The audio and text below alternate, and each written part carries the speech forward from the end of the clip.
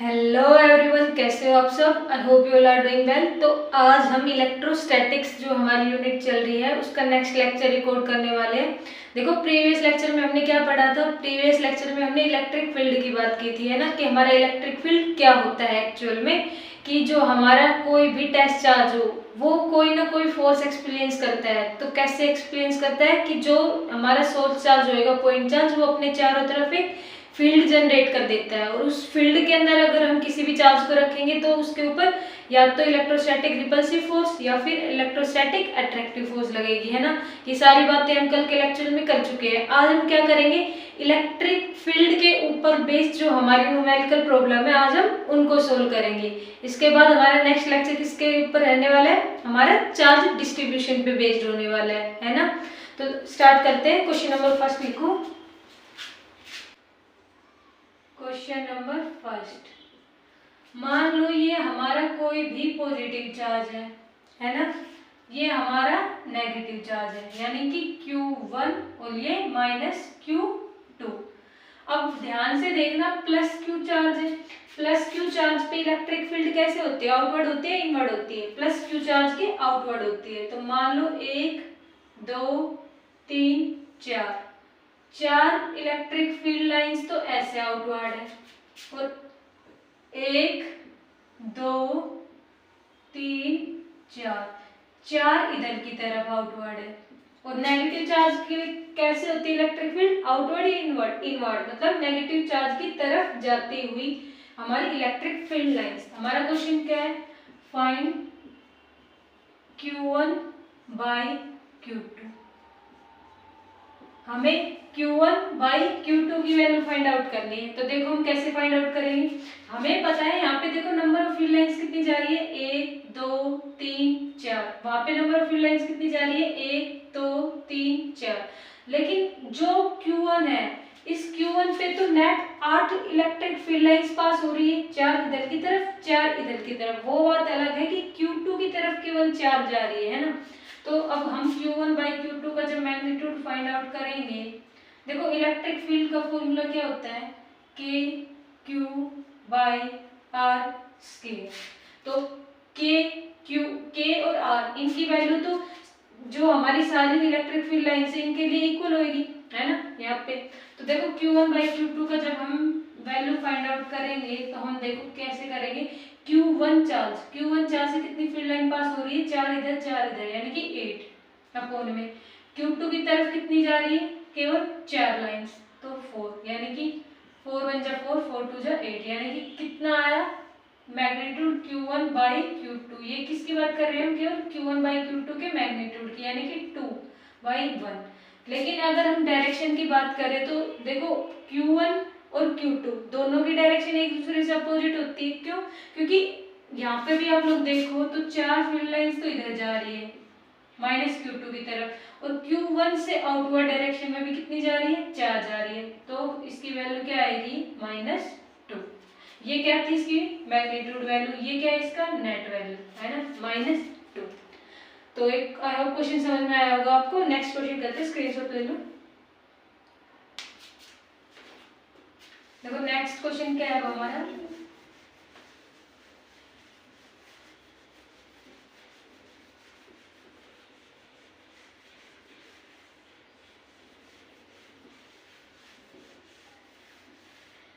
Next question है हमारा, मान लो यहाँ पे हमारे पास 1 माइक्रोकूलम चार्ज है, 1 माइक्रोकूलम चार्ज है, प्लस का 1 माइक्रोकूलम चार्ज है। यहाँ पे हमारे पास माइनस का 4 माइक्रोकूलम चार्ज है।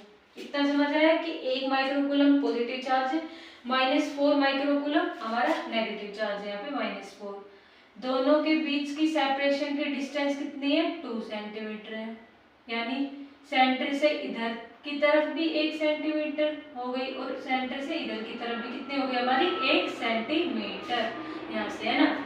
ये कोई भी पॉइंट मान लिया हमने P पॉइंट। तो अब मुझे बताओ इस P पॉइंट पे इस प्लस चार्ज की वजह से और इस माइनस चार्ज की वजह से कितना फोर्स लगेगी हमारी, और कितना इस P पॉइंट पे इलेक्ट्रिक फील्ड जनरेट होएगा इन दोनों की वजह से, कितनी इसको फोर्स फील हुई। तो देखो मैंने पहले बताया था फोर्स की डायरेक्शन जो हमारा इलेक्ट्रिक फील्ड होता है उसकी डायरेक्शन दोनों की दोनों सेम होती है। क्यों?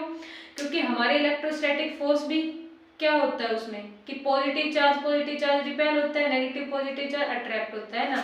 और इलेक्ट्रिक फील्ड में भी हमने पढ़ा था कि जो पॉजिटिव चार्ज हमारे इसके आउटवर्ड होते हैं क्या, इलेक्ट्रिक फील्ड लाइंस की डायरेक्शन, जबकि इसके नेगेटिव चार्ज के इनवर्ड होती है। तो अब मुझे बताओ इस पॉजिटिव चार्ज की वजह से यहाँ पे भी हमारा जो टेस्ट चार्ज है क्यू नोट पॉजिटिव होता है वो, है ना। तो पॉजिटिव की वजह से कैसी फोर्स लगेगी हमारी आउटवर्ड डायरेक्शन में, यानी कि इसकी वजह से यहाँ पे ऐसे फोर्स लगेगी, इसको रिपेल करेगा ये, है ना। और फील्ड की डायरेक्शन भी ऐसे पॉजिटिव के कैसे होती है, आउटवर्ड होती है, तो इधर की तरफ इस पे फोर्स लगी। अब नेगेटिव चार्ज की वजह से इस पी पे कैसी फोर्स लगेगी, देखो पी क्या होता है हमारे यहाँ पे टेस्ट चार्ज रखा हुआ है ना, जो कि पॉजिटिव होता है, जिसका खुद का अपना इलेक्ट्रिक फील्ड नहीं होता। तो अब यहाँ पे -4 माइक्रोकूलम चार्ज है, यहाँ पे प्लस क्या है, तो इसका और इसके बीच में कौन सी फोर्स लगेगी, अट्रैक्टिव फोर्स। और भाई डायरेक्शन किसकी होगी हमारी, इलेक्ट्रोस्टैटिक फोर्स की जो डायरेक्शन हुई वही इलेक्ट्रिक फील्ड की डायरेक्शन हुई, यानी कि इधर की तरफ हमारा क्या लग रहा है, ये ऐसे ये इसकी वजह से तो क्या लगा था हमारा E1, है ना, electric field due to first charge. और इधर की तरफ हमारा क्या लग रहा है E2, यानी कि electric field due to this second charge, दोनों की डायरेक्शन सेम है हमारी। तो नाउ यूजिंग सुपरपोजिशन प्रिंसिपल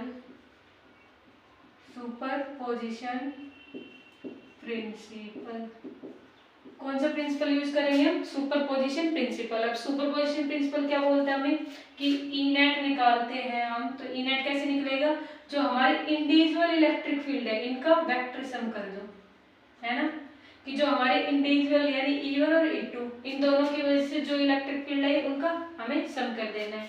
तो देखो ई नेट निकालेंगे जब हम, तो इसका फॉर्मूला भी KQ/R² प्लस में इसका फॉर्मूला भी KQ, यहाँ पे Q1 यहाँ पे Q2/R²।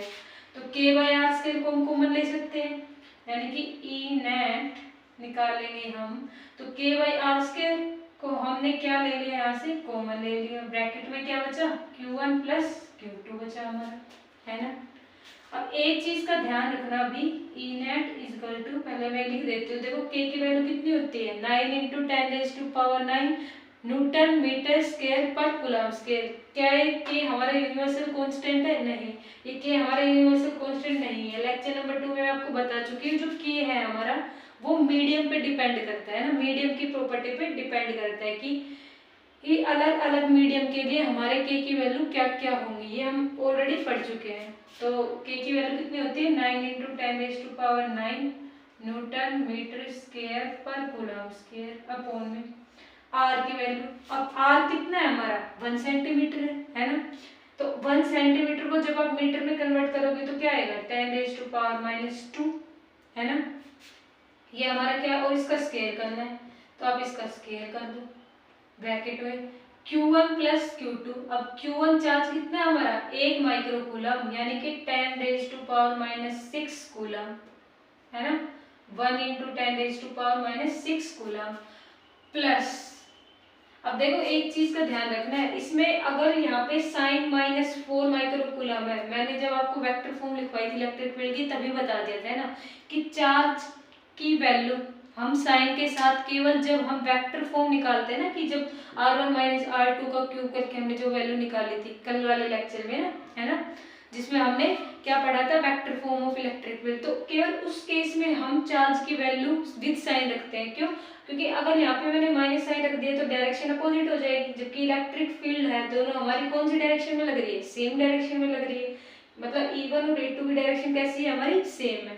अगर E1 और E2 की डायरेक्शन हमारी अपोजिट होती, एक इस डायरेक्शन में लगता एक इसके अपोजिट डायरेक्शन में लगता, तब उस केस में हम यहाँ पे माइनस साइन पुट करते, मतलब चार्ज के साइन तो बस केवल हमें ये बता रहा है कि हमारी रिपल्सिव फोर्स लगी है या फिर अट्रैक्टिव फोर्स लगी है, जबकि विद साइन हम इस नेट इलेक्ट्रिक फील्ड को देख के लगाएंगे कि E1 E2 अगर सेम डायरेक्शन में है तो पॉजिटिव, E1 E2 अगर अपोजिट डायरेक्शन में है तो नेगेटिव। यहाँ पे देखो सेम डायरेक्शन में जहाँ E1 है वहीं पे E2 है, तो बीच में क्या आएगा प्लस। अब प्लस Q2 की वैल्यू कितनी है 4 माइक्रो कूलम, यानी 4 × 10⁻⁻⁶ कूलम, है ना, इतनी होगी। तो अब देखो इसको सोल्व कर लेना। ई नेट इजिकल टू में 9 × 10⁻⁹, इसकी यूनिट क्या हो गई मीटर स्क्वायर हो गई ना, आर का स्क्वायर है यानी कि मीटर का स्क्वायर, तो इससे तो ये कैंसिल आउट हो जाएगा, है ना। और इन दोनों की यूनिट क्या है कूलम है, तो एक कूलम और इन वाले कूलम से कैंसिल हो जाएगा, है ना। तो ई नेट की वैल्यू क्या आएगी न्यूटन पर कूलम में आएगी ना, यानी कि यहाँ पे कितना हो गया 10⁻⁻⁴। यहाँ पे इसको सोल्व कर लेंगे तो कितना आएगा 5 × 10⁻⁻⁶ कूलम। इसको आप लोग सोल्व कर लेना, न्यूटन पर कूलम में आंसर आ जाएगा आप लोगों को। देखो कितना सिंपल क्वेश्चन था, कैंसिल आउट, जो चीज कैंसिल आउट हो रही है उन टर्म्स को कैंसिल आउट कर दो, बाकी का जो आंसर आएगा उसको कर लेना, नोट कर लो, फिर नेक्स्ट मेथड करते हैं।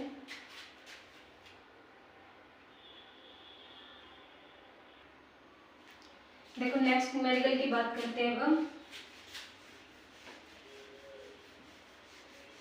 बहुत ही सिंपल न्यूमेरिकल है ना, कुछ नहीं करना, थोड़ा सा कंसेप्ट लगाना है, फॉर्मूला लगाना है और डायरेक्शन को ध्यान में रखना है ना, उसके बाद क्वेश्चन सारे बड़ी आसानी से हो जाएंगे। अब जो नेक्स्ट न्यूमेरिकल है ना, बिल्कुल जैसे हमने इलेक्ट्रोस्टैटिक फोर्स निकाली थी ना इक्विलैटरल ट्रायंगल के अंदर, बिल्कुल ऐसे ही न्यूमेरिकल है। देखो क्वेश्चन क्या है हमारा, नेक्स्ट क्वेश्चन है कि ये हमारी एक इक्विलैटरल ट्रायंगल है ABC, हमारी कोई इक्विलैटरल ट्रायंगल है ना। बी पे हमारा रखा हुआ है +Q चार्ज, सी पे हमारा रखा हुआ है -Q चार्ज, साइड्स दे रखी है ए। और अगर इक्विलैटरल ट्रायंगल है तो तीनों के तीनों एंगल कैसे होंगे हमारे 60 डिग्री ईच, है ना, 60 डिग्री एंड दिस 60 डिग्री, दोनों तीनों एंगल कैसे होंगे 60। अब क्वेश्चन क्या बोल रहा है हमें कि find net electric field on A due to +Q and -Q charges. Question क्या बोल रहा है हमें कि हमें नेट इलेक्ट्रिक फील्ड की वैल्यू फाइंड आउट करनी है, कहाँ पे ए पॉइंट पे, किन की वजह से +Q चार्ज और -Q चार्ज की वजह से।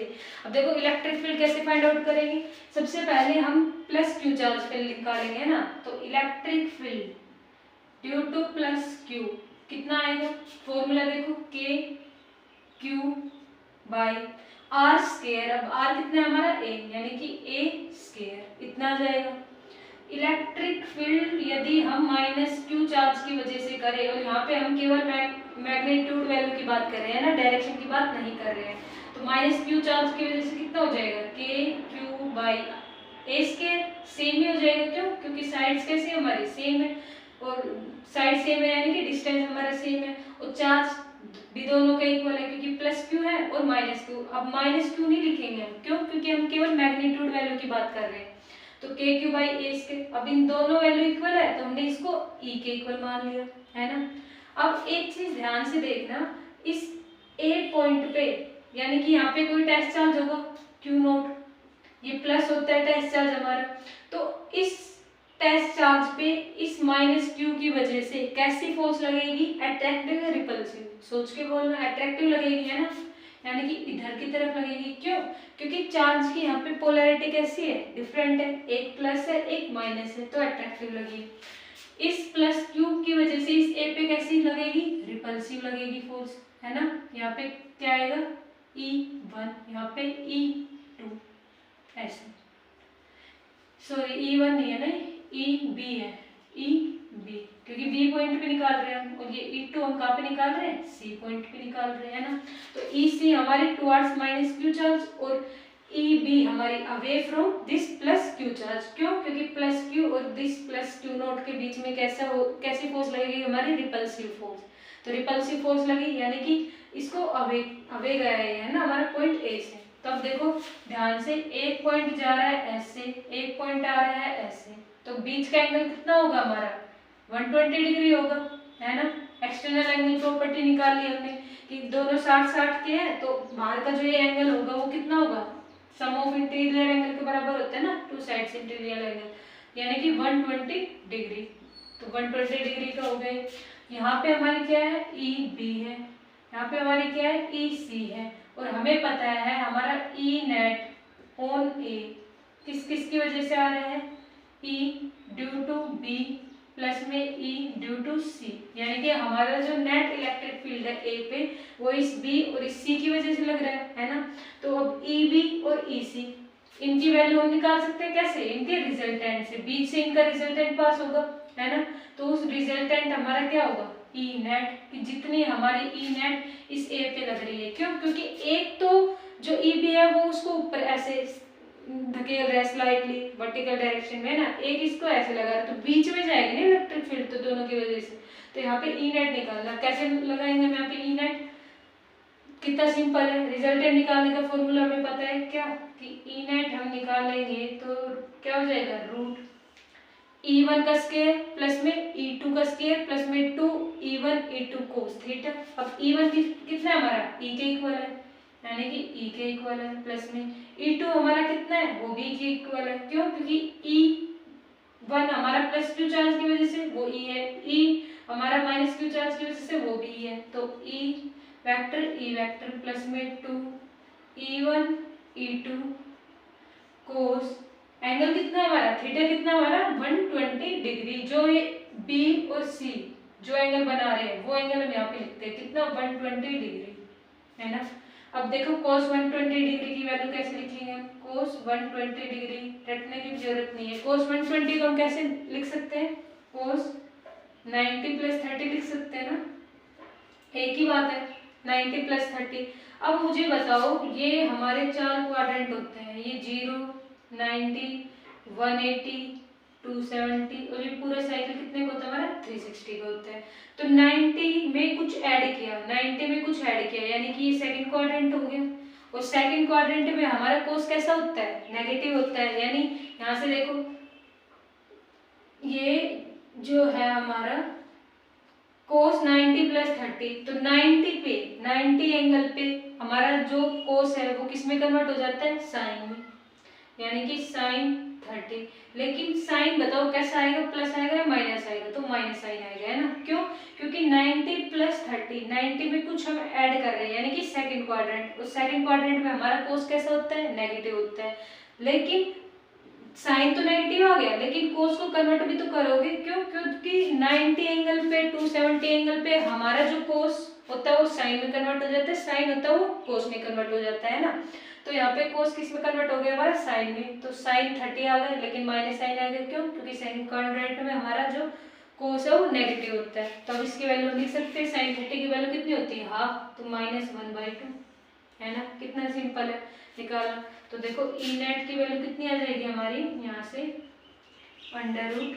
अब E1 E2 नहीं लिखेंगे हम, ई लिखेंगे, क्यों, क्योंकि दोनों के दोनों इलेक्ट्रिक फील्ड कैसे हैं, आपस में इक्वल है, इसलिए ई। तो अब देखो वैल्यू पुट कर देंगे, तो ये कितने हो गए, 2e प्लस में 2e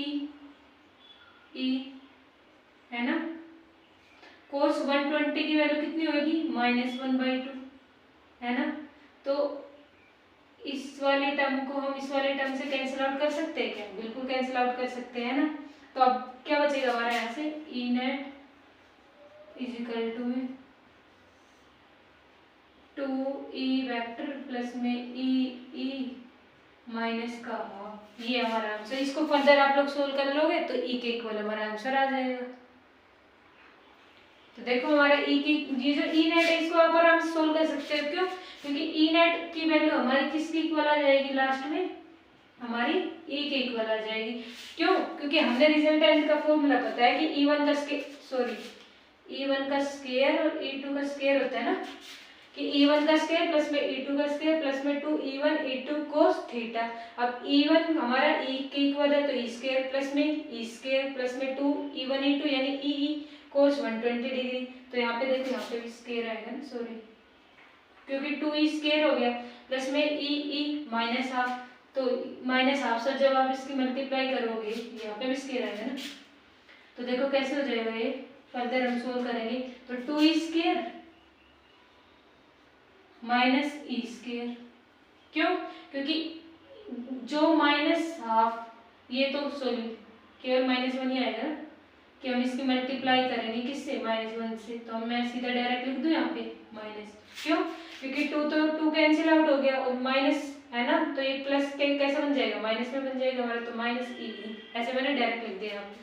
तो अब 2e -1e तो कितना आएगा, √e², और इस स्क्वायर से ये रूट कैंसिल आउट हो जाएगा, तो e की वैल्यू इक्वल आएगी, यानी कि KQ/A², ये हमारे ई नेट लग रहा है, KQ/A², जो हमारा नेट ई की वैल्यू थी वो। तो कितना सिंपल न्यूमेरिकल था, कुछ नहीं किया कि इक्विलैटरल ट्रायंगल है, तो हमने बी की वजह से इस ए पे रिपल्सिव फोर्स लग रही है, -q की वजह से इस ए पे अट्रैक्टिव लग रही है, तो फील्ड की डायरेक्शन भी जो फोर्स की डायरेक्शन होती है वही होती है।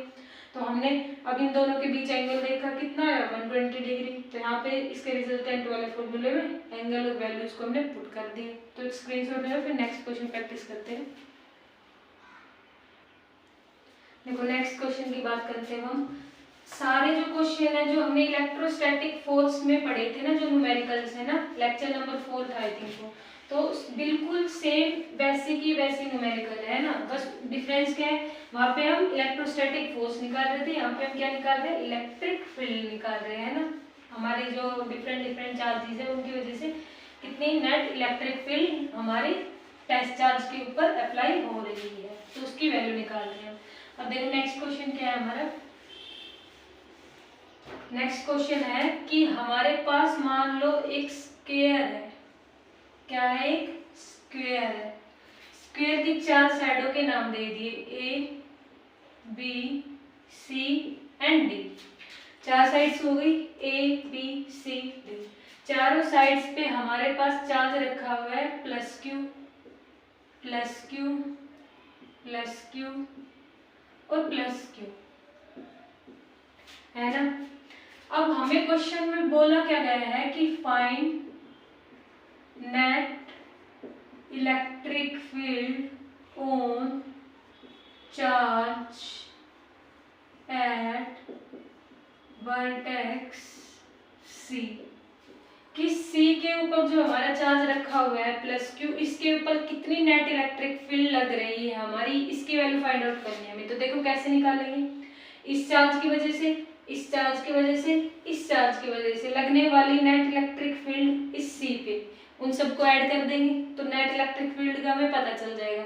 तो ध्यान से देखो, इस बी की वजह से सी पे कैसी रिपल्सिव लगेगी ना फोर्स, क्यों, क्योंकि यहाँ पे +q है, यहाँ पे भी +q, same charge same polarity होती है, तो कैसे होते हैं, अबे जाता है ना, रिपल्सिव फोर्स लगती है, यानी कि पॉजिटिव चार्ज से वैसे भी आउटवर्ड डायरेक्शन में लगती है ना इलेक्ट्रिक फील्ड हमारी, और इलेक्ट्रिक फील्ड और फोर्स की डायरेक्शन सेम होती है, तो हम फोर्स वाले कंसेप्ट से बड़ी आसानी से बता सकते हैं कि +q चार्ज हमारे सेम पोलैरिटी के, तो रिपल्सिव फोर्स यानी कि ऐसे।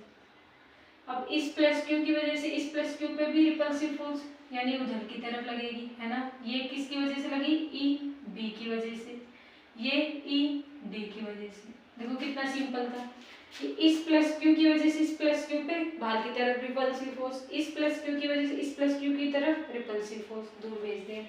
अब इस वाले की वजह से इस पे कितने रिपल्सिव फोर्स लगेगी, देखो इस वाले की वजह से भी इस सी पे बाहर की तरफ जाएगा, तो ये कहाँ पे, ई सी पे, है ना। अब ये साइड्स तो हमें गिवन है क्वेश्चन में क्या, कि ए कि चारों साइड्स स्क्वायर है तो इक्वल होंगी, यानी कि ईच साइड इज ए, तो चारों साइड ए हो गई हमारी। अब इसकी वैल्यू हम पाइथागोरस से बड़ी आसानी से निकाल सकते हैं, इस AC की वैल्यू, AC की वैल्यू निकालेंगे तो पाइथागोरस थ्योरम लगाएंगे, तो AC का square equal to A² + A², यानी हाइपोटेन्यूज का स्क्वायर किसके इक्वल हो जाएगा, बेस के स्क्वायर प्लस परपेंडिकुलर के स्क्वायर के इक्वल, तो AC की वैल्यू क्या हो जाएगी, √2A², A रूट से बाहर आ जाएगा तो AC की वैल्यू क्या होगी यहाँ से, A√2, तो AC की वैल्यू मैं यहाँ पे लिख सकती हूँ A√2, बिल्कुल लिख सकती हूँ। तो AC की वैल्यू क्या आ गई हमारी, A√2, और C पे इस A की वजह से फोर्स कैसे लगेगी, बाहर की तरफ लगेगी, है ना। अब मैं यहाँ से वैल्यूज को निकालूं कि E B की वजह से कितनी लगेगी, KQ/A² इतनी लगेगी, कि इसकी वजह से इस पे कितनी लगी के क्यू बाई ए स्क्वायर। अब ई डी की वजह से भी सेम लगेगी, क्यों? क्योंकि चार्जेस कैसे हमारे सेम है और डिस्टेंस भी कैसी है सेम है, क्योंकि बी की वजह से इस सी पे ई भी लगी तो के Q by A square, separation की डिस्टेंस ए है, चार्ज कितना है हमारा प्लस क्यू है तो लिख दिया। ऐसे ही डी की वजह से सी पे सेम के क्यू बाई ए स्क्वायर, तो इन दोनों को मैंने किसके इक्वल मान लिया, ई के इक्वल मान लिया, है ना। इतना काम किया। अब देखो ध्यान से देखो इस फिगर को, ये कैसा बन रही है, ऐसे ऐसे फिगर बन रही है ना। बीच से हमारा नेट सी रिजल्टेंट जा रहा है, ई डी जा रहा है, ई बी है यहाँ पे, बीच में एंगल कितना होगा 90 डिग्री, क्योंकि स्क्वायर में एंगल कितना होता है, ईच एंगल 90 डिग्री का होता है। अब मुझे यहाँ से आप लोग देख के ये बताओ कि ई डी और ई बी, यानी कि ई डी और ई बी, इनकी वजह से लगने वाला नेट इलेक्ट्रिक फील्ड की वैल्यू हम इनके रिजल्टेंट से निकाल सकते हैं। ऐसे सेंटर से जो रिजल्टेंट पास हो रही है इससे निकाल सकते हैं, बिल्कुल निकाल सकते हैं ना। कि हम यही तो करते हैं कि दो जो भी हमारे चार्जेस रखे होते हैं उनकी दोनों की वजह से जो इलेक्ट्रिक फील्ड बन रही है उनका रिजल्टेंट फाइंड आउट कर लेते हैं हम। अगर ऐसी कुछ फिगर हमारे बन के आ रही है, जैसे प्रीवियस केस में कैसे बन रही थी, यहाँ पे हमारा 120 डिग्री एंगल बन रहा था, 120 डिग्री एंगल, तो इनका बीच का रिजल्टेंट फाइंड आउट कर लिए थे इन दोनों की वजह से लगने वाला। तो ये यहाँ पे भी हम वही करेंगे। तो ए डी और ई बी की वैल्यू तो हम बड़ी आसानी से निकाल सकते हैं। कैसे?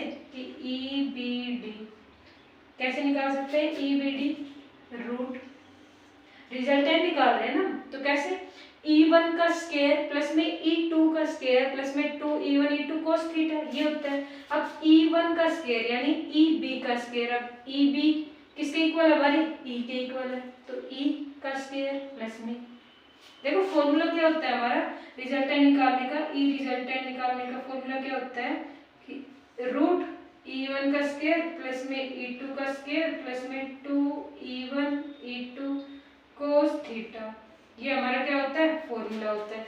लेकिन यहाँ पे E1 और E2 यानी कि EB और ED दोनों के दोनों कैसे है, E के इक्वल है, क्यों? क्योंकि दोनों की वैल्यू कैसी थी, सेम थी। तो यहाँ पे हमने E का स्क्वायर प्लस में E का स्क्वायर, क्यों? क्योंकि E2 भी हमारा E के इक्वल है, प्लस में 2E1 E2 है ना, E1 E2 cos थीटा कितना है हमारे यहाँ पे 90 डिग्री। अब मुझे बताओ cos 90 किसके इक्वल होता है, cos 90 हमारा किसके इक्वल होता है, 0 के इक्वल होता है। तो ये टर्म हमारी क्या बन गई, 0 बन गई, है ना। तो यहाँ से ई बी डी किसके इक्वल आया हमारा, रूट 2e स्क्वायर के इक्वल है, कि 1a स्क्वायर और 1a स्क्वायर, इनको ये तो 0 बन गया, 2e स्क्वायर। अब e रूट 2, ये हमारी किसकी वैल्यू आई है, ई बी डी की वैल्यू क्या आई है, ई रूट 2। अब हम नेट निकाल सकते हैं, है ना। तो देखो नेट कैसे निकालेंगे हम, net electric field on C due to A B and D किसके इक्वल आएगा, ई बी डी प्लस में ई ए सी, क्यों? क्योंकि देखो ई बी की वजह से सी पे लगने वाली और डी की वजह से सी पे लगने वाली फोर्स, यानी कि इसकी वजह से और इसकी वजह से जो इलेक्ट्रिक फील्ड बन रहा था उनको तो हमने इकट्ठा निकाल लिया रिजल्टेंट के थ्रू, है ना। यहाँ से ई बी डी यानी बी की वजह से सी पे और डी की वजह से सी पे, तो यहाँ से हमने नेट इलेक्ट्रिक फील्ड निकाल लिया। इसमें हम किसको ऐड कर देंगे, इस ए की वजह से सी पे लगने वाली फोर्स के जो हमारा इलेक्ट्रिक फील्ड बन रहा है, तो इनको ऐड कर देंगे। कितना सिंपल हो गया। अब देखो नेट ई कैसे निकल जाएगा हमारा, नेट ई हम निकालना चाहे तो ई बी डी की वैल्यू कितनी है, ई बी डी की वैल्यू हम यहाँ से देखेंगे बी और डी की वजह से लगने वाला बी निकाली थी ई रूट 2, यानी कि ई रूट 2 प्लस में अब हमारी ई ए सी की वजह से लगने वाली, अब ई ए सी की वजह से लगने वाली कितनी है, अभी मैंने यहाँ पे निकाली होगी, नहीं निकाला, देखो अभी बता देते हो, ई ए सी की वजह से लगने वाली के चार्ज कितना हमारा प्लस क्यू अपॉन में आर का स्क्वायर लिखते हैं, आर यहाँ पे क्या है ए, लेकिन यहाँ पे देखो ए और सी की वजह से निकाल रहे हैं, तो ए और सी वाली डिस्टेंस लेंगे, कितनी है ए रूट 2, यानी कि ए रूट 2 का स्क्वायर। अब ये ए रूट 2 का स्क्वायर किसके इक्वल है हमारा, के क्यू अपॉन में 2a स्क्वायर। स्क्वायर के इक्वल, है ना। ए का स्क्वायर हो जाएगा और रूट 2 से यहाँ से 2 बाहर आ जाएगा, तो ई ए सी हमारा किसके इक्वल होगा, के क्यू बाई 2a स्क्वायर। तो यहाँ पे वैल्यू पुट कर दो कि के क्यू बाई 2a स्क्वायर, यहाँ पे भी ई की वैल्यू पुट कर दो। ई किसके इक्वल था, के क्यू बाई ए स्क्वायर के। देखो जब हम नेट ई निकालेंगे यहाँ से, तो हमारा नेट ई किसके इक्वल आ रहा था, ई रूट 2 प्लस में K Q by 2a square के इक्वल आ रहा था। और नेट ई हमारा ई की वैल्यू कितनी है, K Q by A square root 2 plus में K Q by 2a square. K Q by A square यहाँ से और यहाँ से कॉमन निकाल सकते हैं हम, तो नेट ई हमारा किसके इक्वल आ गया, नेट इलेक्ट्रिक फील्ड हमारा K Q by A square root 2 plus 1 के इक्वल आ गया, है ना, न्यूटन पर कूलम, पीछे यूनिट लगा देना। ये हमारा क्या आ गया, नेट इलेक्ट्रिक फील्ड की वैल्यू आ गई यहाँ से। कितना सिंपल था, कुछ नहीं किया, इस बी और डी की वजह से लगने वाली जो नेट इलेक्ट्रिक फील्ड है उसको हमने रिजल्टेंट के थ्रू फाइंड आउट कर लिया। ए की वजह से सी पे लगने वाले इलेक्ट्रिक फील्ड को हमने फाइंड आउट कर लिया। डिस्टेंस हमने पाइथागोरस थ्योरम से निकाल लिया, रूट 2। एंगल हमारा 90 डिग्री था ही। वैल्यूज को सोल्व कर लिया यहाँ से। दोनों वैल्यूज को सोल्व करने के बाद जो net electric field B D की वजह से बन रहा था और ए सी की वजह से बन रहा था, इनको हमने सम अप कर दिया, तो हमारा फाइनल सॉल्यूशन निकल के आ गया यहाँ पे। अब लोग नोट करो, फिर नेक्स्ट क्वेश्चन प्रैक्टिस करते हैं। देखो नेक्स्ट क्वेश्चन क्या है हमारा। क्वेश्चन कितने सिंपल है ना, बिल्कुल आसानी से सोल्व हो रहे हैं।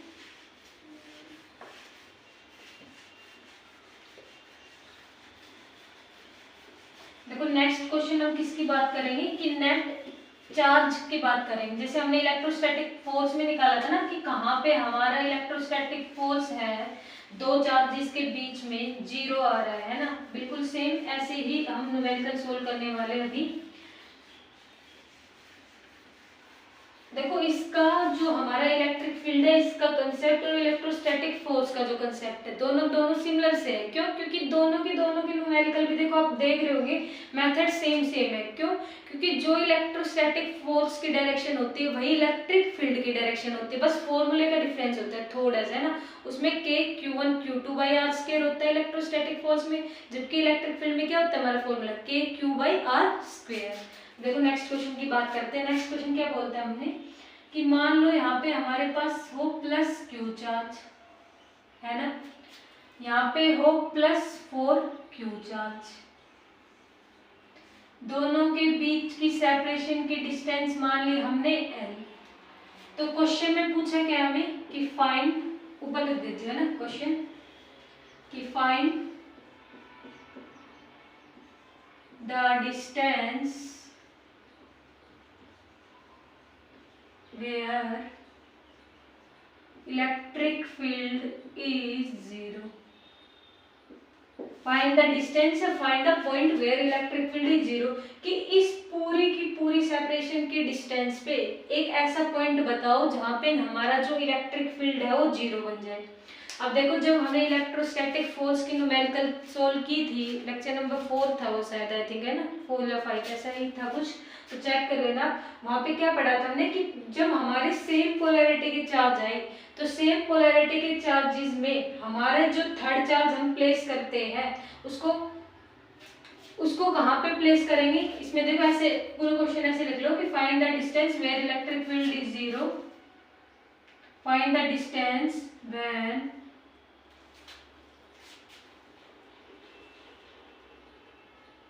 इसको ना आप पूरे को एक में इरेज करके ना इसमें एक पॉइंट ऐड कर लो इस क्वेश्चन में कि फाइंड द डिस्टेंस वेयर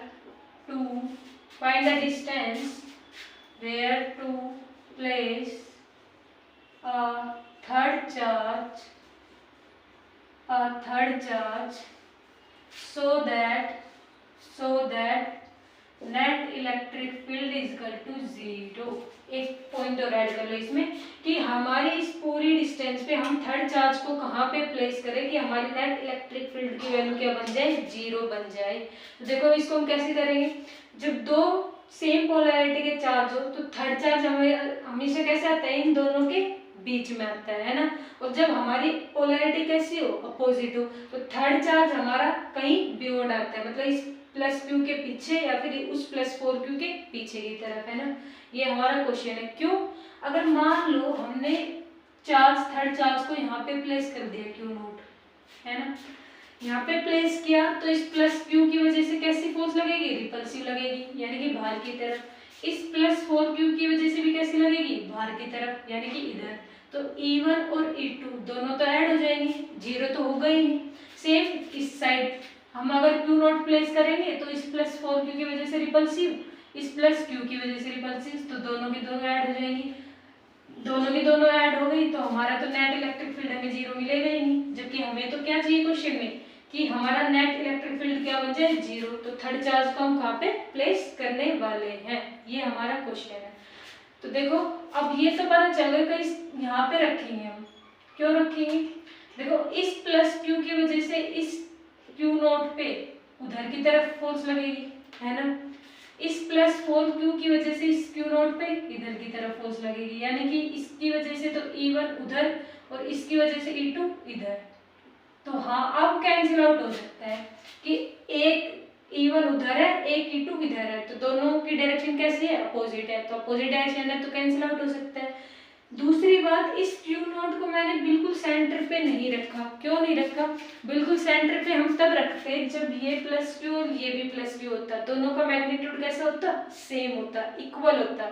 तब तो हम समझ सकते थे कि अगर सेंटर पे रखते तो इस प्लस Q की वजह से बनने वाला इलेक्ट्रिक फील्ड और इस Q की वजह से बनने वाला इलेक्ट्रिक फील्ड दोनों आपस में कैसे है, इक्वल है, अपोजिट है, तो तब तो कैंसिल आउट हो जाता। लेकिन अब कैंसिल आउट नहीं होगा। क्यों? क्योंकि प्लस 4q का मैग्नीट्यूड ज्यादा है ना, अगर हमने सेंटर पे रख दिया तो हम क्या करेंगे, इस Q नोट को थोड़ा प्लस Q की तरफ रख देंगे। क्यों? क्योंकि इसका मैग्नीट्यूड ज्यादा है, इसकी तरफ Q नोट ज्यादा रखा, तो उस केस में इससे बनने वाला इलेक्ट्रिक फील्ड इसके बराबर हो जाएगा। क्यों? क्योंकि अब इस प्लस 4q की वजह से इस Q नोट पे बनने वाला इलेक्ट्रिक फील्ड या जो हमारी लगने वाली फोर्स है वो कम हो जाएगी। क्यों? क्योंकि डिस्टेंस ज्यादा हो गया, और हमें पता है कि फोर्स भी इनवर्सली प्रोपोर्शनल होती है किसके, x स्क्वायर के, यानी कि डिस्टेंस के स्क्वायर के, और हमारा इलेक्ट्रिक फील्ड भी किसके इनवर्सली प्रोपोर्शनल होता है, हमारा r के स्क्वायर यानी x के स्क्वायर के। तो दोनों के दोनों डिस्टेंस डिपेंडेंट फैक्टर है ना। तो इतना चीज हमें समझ में आने के बाद अब हम इस न्यूमेरिकल को बड़े आसानी से सोल्व कर सकते हैं ना। कैसे? कि देखो हमें क्या बताना है कि जो नेट इलेक्ट्रिक फील्ड है इन दोनों की वजह से लगने वाली वो क्या बन जाए, जीरो। जीरो बनने का मतलब कि दोनों के दोनों कैसे हमारे इक्विलिब्रियम में।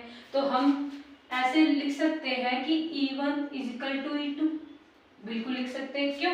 क्योंकि अगर दोनों चार्जेस, अगर दोनों की वजह से बनने वाली जो हमारी फोर्स है वो जीरो बन रही है, दोनों की वजह से बनने वाले इलेक्ट्रिक फील्ड, क्वेश्चन में क्या बोला, जीरो, कि थर्ड चार्ज को हमने रखा, इस थर्ड चार्ज को रखने के बाद इन दोनों के बनने वाला इलेक्ट्रिक फील्ड और इन दोनों से बनने वाला इलेक्ट्रिक फील्ड वो कैसे है, जीरो है, दोनों के दोनों इक्वल होंगे, है ना। तो अब इस E1 की वैल्यू पुट कर देंगे हम KQ बाई, ये डिस्टेंस L है, यहाँ से यहाँ तक मैंने मान लिया L, यहाँ से इस Q नोट तक बचा हुआ डिस्टेंस कितना हो जाएगा, L माइनस एक्स। क्यों? क्योंकि टोटल डिस्टेंस कितने हैं, L, इसको L माना तो वो कितना हो गया, L माइनस एक्स। तो KQ by L square equal to में ये कितना हो जाएगा, E2, चार्ज कितने प्लस 4q, तो यानी कि 4q अपॉन में L माइनस एक्स का होल स्क्वायर। क्यों? क्योंकि डिस्टेंस कितनी है हमारी, L माइनस एक्स, फॉर्मूले में पुट कर दिया जस्ट, यहाँ से k से k कैंसिल आउट, q से q कैंसिल आउट, ये उधर चला जाएगा, यानी कि L माइनस एक्स अपॉन में L, इसका होल स्क्वायर लिख सकते हैं। देखो k q कैंसिल आउट हो गया, बच क्या गया 1, इस L माइनस एक्स का स्क्वायर को उधर भेज दिया मैंने, तो यहाँ पे L माइनस एक्स का स्क्वायर नीचे L स्क्वायर, तो हम मैंने क्या किया, यहाँ से स्क्वायर को कॉमन ले लिया, इसका टू में वहाँ क्या बचा, केवल 4, तो L minus x by L किसके इक्वल है, प्लस माइनस 2 के इक्वल। क्यों? क्योंकि यहाँ पे स्क्वायर है, उधर जाएगा तो √4 यानी कि प्लस माइनस 2 के इक्वल आ गया। अब दो केस बनेंगे, या तो L minus x upon L हमारा प्लस 2 के इक्वल हो, या L minus x upon L हमारा माइनस 2 के इक्वल, है ना। दो केस बन रहे। जब हमारा L minus x by L plus 2 के इक्वल हो, यानी कि यहाँ से हम सोल्व कर सकते हैं बड़ी आसानी से। कैसे कि L minus x by L हमारा किसके इक्वल हो, 2 के इक्वल हो। कैसे करेंगे, क्रॉस मल्टीप्लाई कर दो, तो L minus x equal to में 2L है ना, और माइनस एक्स इजकल टू में माइनस एक्स इजकल टू में 2L माइनस एल हो जाएगा ये, है ना। ये L प्लस क्या उधर जाएगा तो माइनस का, यानी कि क्या बचेगा, केवल L बचेगा, यानी कि x की वैल्यू क्या आएगी हमारी माइनस एल आएगी। और इस केस की बात करें हम यहाँ पे, तो L minus x equal to minus 2L हो जाएगा, ये L प्लस का उधर जाएगा तो माइनस का, यानी minus x equal to minus 2L minus L, यानी minus x equal to minus का 3L, माइनस से माइनस कैंसिल आउट हो गया, तो x की वैल्यू क्या है यहाँ पे 3L आई, और L की वैल्यू निकालेंगे तो क्या आएगी x बाई 3। इतना समझ में आया। अब इस वाले डिस्टेंस को क्या हम एज्यूम करेंगे, सोच के बताना कि x हमारा क्या है माइनस एल है, और l ये है हमारा इनके बीच का, माइनस एल का मतलब इसके कहीं पीछे, क्या पीछे हम कंसीडर कर रहे हैं, नहीं कर रहे, क्यों, क्योंकि जब हम इस प्लस क्यू के बियॉन्ड कंसीडर करेंगे तो जो नेट इलेक्ट्रिक फील्ड है हमारा वो जीरो नहीं बन रहा है, ये हम स्टार्टिंग में देख चुके हैं।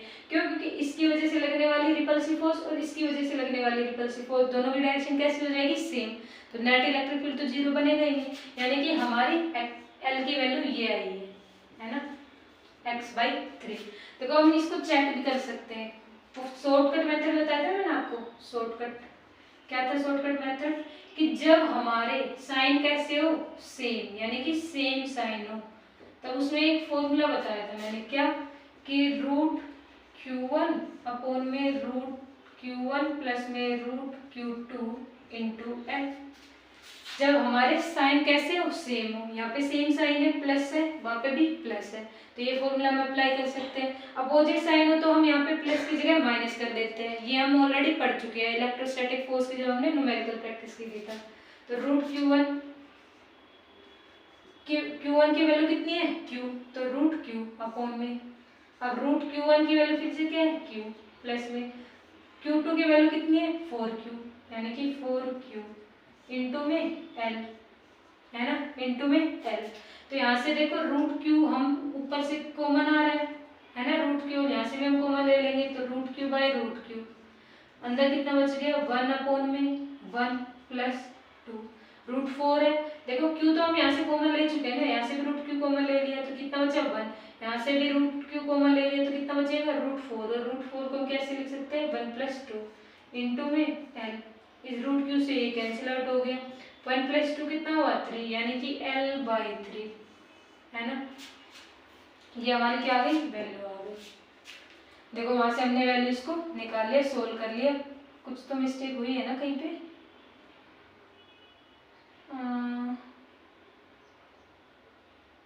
सॉरी देखो क्या मिस्टेक हुई है, ये डिस्टेंस कितनी थी प्लस Q से लेके प्लस 4Q तक L, है ना, तो इसको हमने L कैसे एज्यूम कर लिया, इसको हमने x एज्यूम किया है, इसको x एज्यूम किया तभी तो L माइनस एक्स आया है, तो यहाँ पे भी क्या आएगा हमारा x स्क्वायर, है ना, छोटी सी मिस्टेक होगी क्वेश्चन में, x आएगा यहाँ पे, है ना, सारी जगह, तो यहाँ पे भी आप लोग x करिएगा, यहाँ पे भी फिर x हो जाएगा, तो यहाँ पे क्या आ जाएगा L की वैल्यू कितनी हो जाएगी माइनस एक्स है, उधर जाएगा तो प्लस बन जाएगा, यानी कि 3x, तो L की वैल्यू यहाँ से क्या आई 3x, और x की वैल्यू L बाई 3, यहाँ से क्या आएगी L बाई 3 आएगी। इसको सोल्व करेंगे तो यहाँ पे क्या था हमारा x था, तो माइनस 2x हो जाएगा ये, है ना, माइनस 2x, माइनस एक्स से उधर जाएगा तो प्लस x हो जाएगा, तो माइनस 2x और प्लस x यानी कि माइनस का x, ये वैल्यू किसके इक्वल आई हमारी L के इक्वल आई, है ना, तो x की वैल्यू यहाँ से हम सोल्व करेंगे तो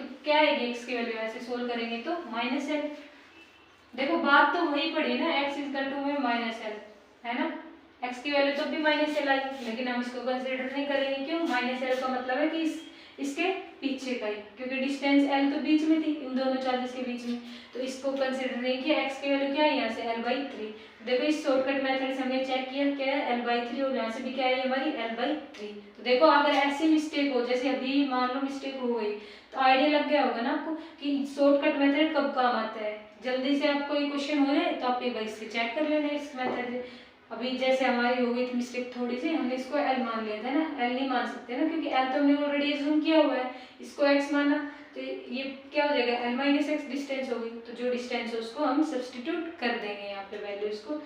तो एक फॉर्मूला तो ये आप ध्यान रखना कि सेम साइन आए तो ये फॉर्मूला होता है, अपोजिट साइन आए तो इस प्लस की जगह हम माइनस कर देंगे। दूसरी बात क्या है कि जब हमारे सेम साइन के क्वेश्चन आए, सेम साइन के, तो थर्ड चार्ज हमेशा कहाँ रखा जाएगा, हमारा third charge is always placed in between of two charges, कि थर्ड चार्ज हमेशा हमारा जो दो चार्जेस है उन दोनों के बीच में रखा जाएगा। तो ये क्वेश्चन था, आप लोग नोट कर लो, फिर नेक्स्ट क्वेश्चन प्रैक्टिस करते हैं। देखो नेक्स्ट क्वेश्चन की बात करें हम, तो नेक्स्ट क्वेश्चन भी बिल्कुल सेम है, बस उसमें अब की बार हम क्या करेंगे कि अभी हम प्लस प्लस क्यू वाला केस ले लेते हैं, एक हम प्लस और एक माइनस वाला केस ले लेते हैं ना। तो देखो एक प्लस का केस लेंगे, एक माइनस का केस।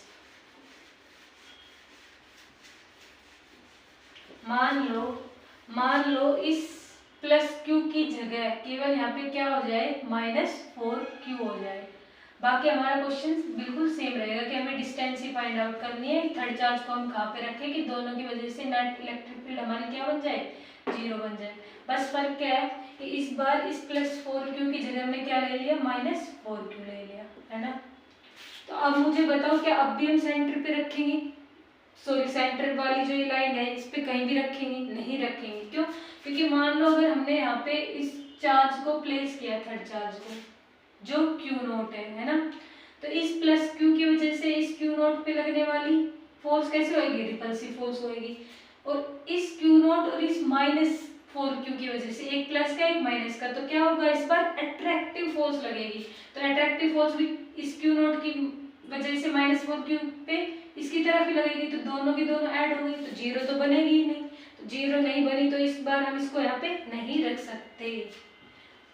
हम दोनों चार्जेस के बीच में कब रखते हैं, जब हमारे जो चार्जेस है वो कैसे हो, सेम साइन का। इस बार कैसे साइन, अपोजिट साइन है, तो या तो कहीं इधर रखा जाएगा या फिर हमारा जो चार्ज है वो उधर रखा जाएगा, है ना। देखो इधर रख के मान लो हम एक बार इधर रख के देखते हैं, एक बार उधर रख के देखते हैं। अगर मान लो हमने थर्ड चार्ज Q0 को हमने इधर प्लेस किया, तो इस प्लस Q की वजह से इस Q0 पे कैसी फोर्स लगेगी, रिपल्सिव, यानी कि E1 ऐसे बाहर की तरफ लगी है ना। इस Q0 पे इस -4q की वजह से लगने वाली फोर्स कैसे लगेगी, अट्रैक्टिव, यानी ये Q0 अट्रैक्ट होगा -4q की तरफ, तो ये E2 हो गया हमारा। देखो कैसे एक दूसरे से अपोजिट है, तो हाँ ये केस बन सकता है कि अपोजिट है तो नेट इलेक्ट्रिक फील्ड हमारी क्या आ जाए, 0 आ जाए। अब उस वाले केस की बात करते हैं। अब देखो इधर मान लो हमने Q0 चार्ज प्लेस कर दिया, है ना, Q0 चार्ज प्लेस कर दिया, तो इस Q0 पे इस -4q की वजह से कैसी फोर्स लगेगी, अट्रैक्टिव, यानी इसकी तरफ, यानी कि E2, है ना, E2 मान के चल रहे हैं, वो हमारा फर्स्ट चार्ज है, हमारा सेकंड है, तो E2 हमारी ऐसे लगी। इस फर्स्ट की वजह से प्लस Q की वजह से Q0 पे कैसी लगेगी, प्लस प्लस यानी रिपल्सिव, यानी इधर की तरफ, यानी कि E1। अब वहां पे भी E1 और E2 अपोजिट है, यहाँ पे भी E1 और E2 अपोजिट है, तो कौन सा केस कंसिडर करेंगे। देखो यहाँ पे हम चार्ज की मैग्नीट्यूड की बात करने वाले हैं, है ना, कि यहाँ पे देखो चार्ज कितना है +q, वहां पे कितना है -4q, तो चार्ज का मैग्नीट्यूड किसका रहता है, -4q का। देखो मैग्नीट्यूड की बात कर रहे हैं, ये मत देखना कि -4 तो 1 से छोटा होता है, ये नहीं, कि हम मैग्नीट्यूड की बात करेंगे। चार्ज तो वो ज्यादा है ना, भले ही नेगेटिव में ज्यादा हो, नेगेटिव चार्ज ज्यादा हो, लेकिन ज्यादा तो वो है। तो अगर हमने चार्ज को यहाँ पे प्लेस किया इस नेगेटिव की तरफ, एक तो इसका ऑलरेडी मैग्नीट्यूड ज्यादा है, यानी कि E2 हमारा ऑलरेडी E1 से कैसे है, ज्यादा है, मैग्नीट्यूड इसका ऑलरेडी ज्यादा, चार्ज को भी इसके पास रख दिया, तो इसकी अट्रैक्शन फोर्स कितनी ज्यादा हो जाएगी उसकी रिपल्सिव फोर्स से, तो क्या वहाँ पे नेट इलेक्ट्रिक फील्ड हमारा 0 होगा, नहीं होगा। तो यहाँ पे इस वाले केस को हम कंसिडर नहीं करेंगे, इस वाले केस को कंसिडर करेंगे। क्यों, क्योंकि देखो यहाँ पे मैग्नीट्यूड छोटा है, उसका मैग्नीट्यूड बड़ा है, तो इसके पास हमने चार्ज रखा, तो इसके रिपल्सिव फोर्स हो सकता है ना उसकी अट्रैक्टिव फोर्स की इक्वल। क्यों, क्योंकि इसकी अट्रैक्टिव फोर्स अब इतने डिस्टेंस पे कम लगेगी। क्यों, क्योंकि इलेक्ट्रिक फील्ड हमें पता है इनवर्सली प्रोपोर्शनल होता है 1/x² के। है ना, डिस्टेंस ज़्यादा है तो इलेक्ट्रिक फील्ड कम हो जाएगा, ये बात का हमें पता है। तो अब क्वेश्चन को हम सोल्व करते हैं, है ना। देखो बीच की डिस्टेंस कितनी है, +q से -4q तक l, इस +q से इस q0 तक की डिस्टेंस कितनी है x, तो इस q0 से और इस 4q तक की डिस्टेंस कितनी हो जाएगी हमारी l + x, है ना। उस केस में हम क्या कर रहे थे, l - x कर रहे थे, यहाँ पे क्या करेंगे l + x करेंगे, ये डिस्टेंस l, ये हमारी x, तो टोटल कितनी हो गई इस q0 से लेके -4q तक l + x। तो सेम वही केस कि अगर हमारा थर्ड चार्ज इक्विलिब्रियम में है तो E1 और E2 कैसे होंगे हमारे इक्वल, तो E1 = E2, वैल्यू पुट कर दो, E1 यानी कि k + q चार्ज है अपॉन में डिस्टेंस कितनी है इसकी x है, यानी कि x का स्क्वायर = में k कितना चार्ज हमारा 4q अपॉन में, देखो चार्ज का रखा मैग्नीट्यूड ही जाएगा, मतलब -4 नहीं रख सकते हम, है ना, ये मैं आपको ऑलरेडी समझा चुकी हूँ कि ये -4q हमें सिर्फ डायरेक्शन बता रहा है ना। अगर इलेक्ट्रिक फील्ड यहाँ पे अपोजिट हो रही है तो उस केस में अगर हम सुपरपोजिशन प्रिंसिपल से निकालते उस केस में, तब उस केस में हम वैल्यू को डिफर कर सकते थे, लेकिन यहाँ पे जब हम इलेक्ट्रिक फील्ड के फॉर्मूले में इस चार्ज की वैल्यू रखेंगे तो साइन नहीं आएगा, केवल मैग्नीट्यूड वैल्यू आएगी। तो k 4q अपॉन में डिस्टेंस कितनी है इसकी l + x, यानी कि l + x का स्क्वायर, है ना, kq से kq कैंसिल, तो l + x का स्क्वायर अपॉन x का स्क्वायर = किसके इक्वल आया हमारा 4 के, तो l + x/x का होल स्क्वायर लिख सकते हैं = 4 के, तो l + x अपॉन x किसके इक्वल आया हमारा +-2 के इक्वल आया। अब एक बार l + x को हम +2 के इक्वल रखेंगे, एक बार l + x को हम -2 के इक्वल रखेंगे, है ना।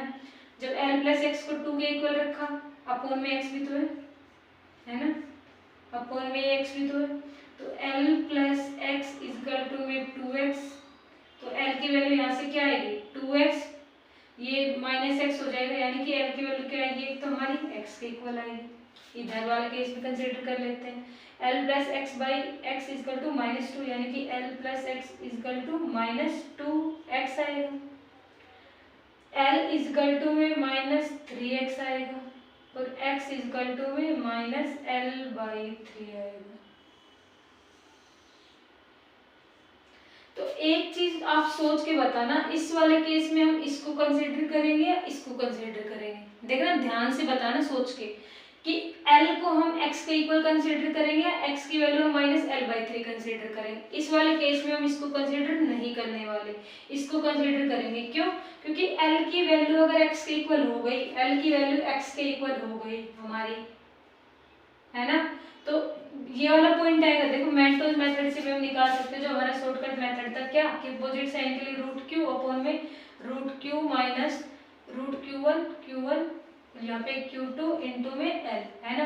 तो देखो √q1 की वैल्यू क्या है q अपॉन में √q माइनस √q2 की वैल्यू कितनी है हमारी 4q इंटू में l, तो कितना आने वाला है √q हमने कॉमन ले लिया, है ना, तो 1 अपॉन में 1 - 2 इंटू l, तो कितना आएगा, इससे कैंसिल हो जाएगा, तो क्या वैल्यू आएगी हमारी, ये माइनस ये बड़ा है ना, तो यहाँ पे 4q ऐसे लिखोगे ना कि -4q माइनस में √q, तो यहाँ से क्या आएगा -1 - 2, देखो क्यों, क्योंकि यहाँ पे क्या है √q2 ज्यादा है ना यहाँ पे, तो यहाँ पे q2 - q1 ऐसे आएगा, प्लस माइनस का हो रहा था तो उसमें तो हम ऐसे लिख रहे थे √q1 अपॉन में √q1 प्लस में √q2, तो तब तो कुछ इफेक्ट ही नहीं पड़ रहा था, क्योंकि q1 में q2 जोड़ लो या q2 में q1 जोड़ लो, लेकिन डिनोमिनेटर में √q2 आएगा, इसका मैग्नीट्यूड ज्यादा है, तो √q2 माइनस में √q1, तो √q2 की वैल्यू कितनी है हमारी -4q, तो ये -4q, तो -2 बाहर आएगा यहाँ से, -2 यहाँ से -1, तो -1 और -2 यानी कि l अपॉन में -3, यानी कि -l/3, यहाँ से भी क्या वैल्यू है हमारी -l/3, तो आप उस वाले मेथड से इस वाले मेथड को चेक कर सकते हो, है ना। तो x की वैल्यू -l/3, यानी कि हम एल को एक्स नहीं मान सकते, जो एल है इसको एक्स नहीं मान सकते। क्यों? क्योंकि इधर तो हमने थर्ड चार्ज प्लेस किया ही नहीं, हमने थर्ड चार्ज को इस एल के उधर प्लेस किया है, यानी कि -L/3, यानी कि इस एल के उधर, है ना। तो अब आपको समझ में आ गया होगा इस टाइप के क्वेश्चन हमें कैसे करने हैं। अब एक दो क्वेश्चन हम ग्राफ के कर लेते हैं, उसके बाद हमारा लेक्चर आज का कंप्लीट हो जाएगा। देखो ग्राफ के क्वेश्चन नोट कर लेगा, स्क्रीनशॉट ले लो। ग्राफ के क्वेश्चन हम ऑलरेडी प्रैक्टिस कर चुके हैं, एक बार रिवीजन करा देती हूँ मैं, है ना।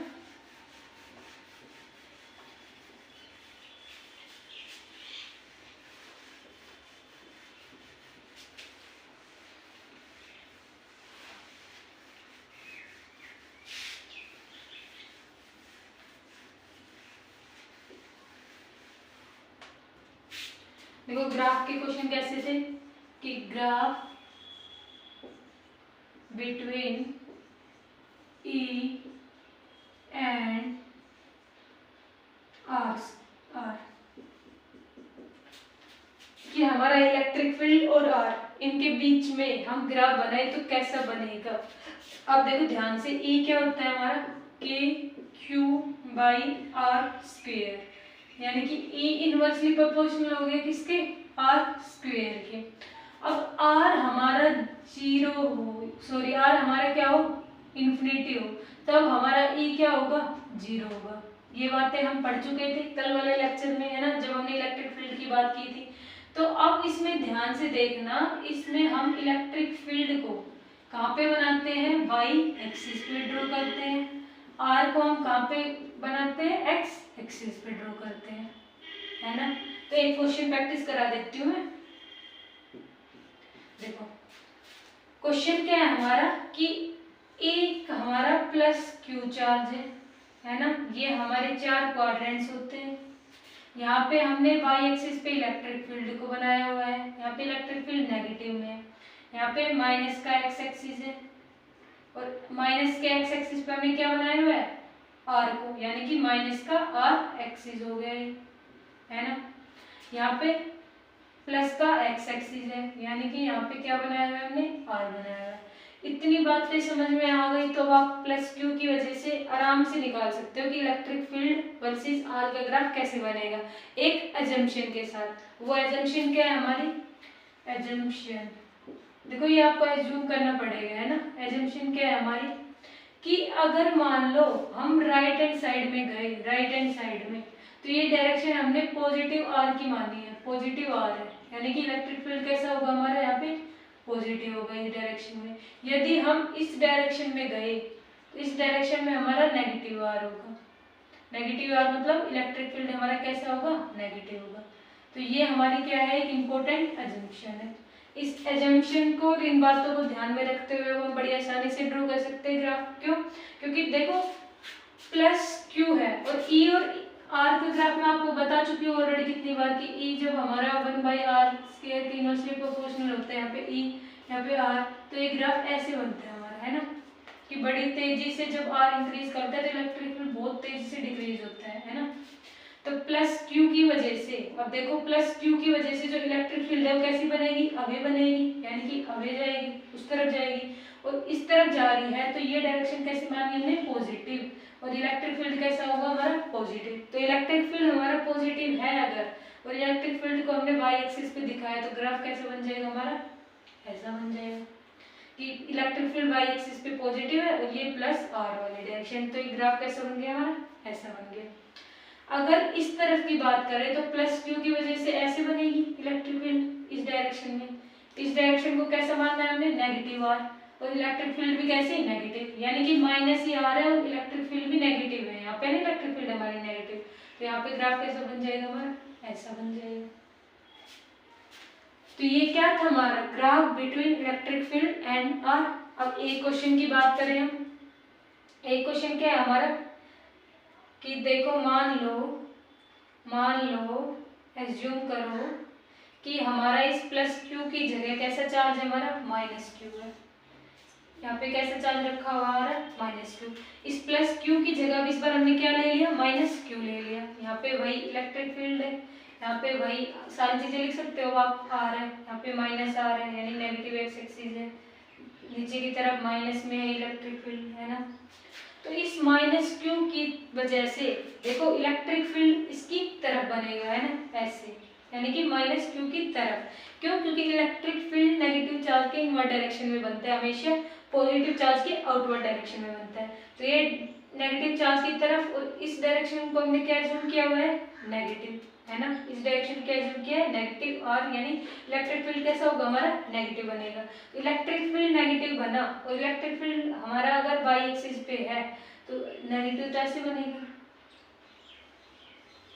है ना, कि हमारा इलेक्ट्रिक फील्ड कैसे है, नेगेटिव है, इस माइनस क्यू की वजह से। और वन कहाँ पे रहा है, इस पॉजिटिव आर पे, क्योंकि इधर वाला ये वाला मान रहे हैं ना क्वाड्रेंट, तो पॉजिटिव आर पे, और इलेक्ट्रिक फील्ड कैसे हमारा नेगेटिव है। तो ये ग्राफ बन गया। इस तरफ बनाए तो इस तरफ देखो माइनस क्यू की तरफ जाएगी, है ना, इलेक्ट्रिक फील्ड लाइन, तो माइनस क्यू की तरफ, और इस डायरेक्शन को कैसा माना हमने, पॉजिटिव, यानी कि इलेक्ट्रिक फील्ड कैसे हमारा यहाँ पे पॉजिटिव है। तो इलेक्ट्रिक फील्ड पॉजिटिव होने का क्या मतलब हुआ, इस क्वाड्रेंट में देखो इधर मान रहे ना, इस वाले क्वाड्रेंट के लिए मान रहे, क्योंकि इस वाले क्वाड्रेंट से ही तो माइनस क्यू की तरफ जा रहा है। तो इस वाले क्वाड्रेंट में अब या तो ये वाला हो सकता है या ये वाला क्वाड्रेंट, है ना, कि इस वाले क्वाड्रेंट और इस वाले क्वाड्रेंट की इलेक्ट्रिक फील्ड लाइंस हमारी माइनस क्यू की तरफ जा रही है। तो या तो ये क्वाड्रेंट में बनेगा या ये क्वाड्रेंट में बनेगा।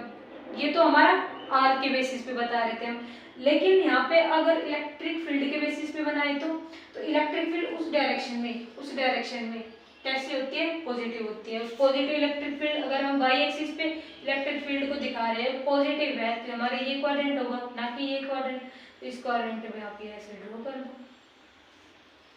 तो ये क्या है हमारा graph between electric field and R. तो देखो इलेक्ट्रिक फील्ड से रिलेटेड जितने भी क्वेश्चंस थे हमारे, और ग्राफ से रिलेटेड जितने भी क्वेश्चन थे, सारे आज हम प्रैक्टिस कर चुके हैं। So please share and subscribe my channel, जुड़े